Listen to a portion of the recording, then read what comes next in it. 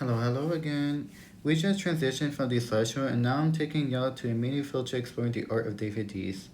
Purely focusing on his absurd conspiratorial artworks, or what he quote unquote calls satirical political art. I had to access his artworks through the Wayback Machines, as all his collections was pulled back after his death in 2020. However, after his death, he still remains as a huge controversial artist, as he played around with insensitive topics. He was highly anti-Semitic, as you can see through many of the arts that I'm about to show you. He also was quite included racist scenes, transphobia, homophobia, and all sorts of controversies. Through his art, we see exaggerated expressions and even imagery that pops out to you, especially with conspiratorial themes embedded to them. He was an anti-vaxxer for the longest time, and he actually started his whole series of these absurd artworks after 9/11 struck.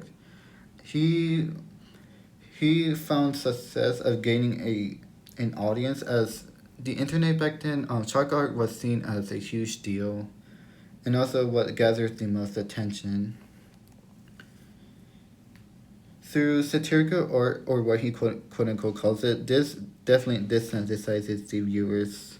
Even through scrolling I get through his gallery again, I quite feel lost, and even quite concerned of what he calls satirical.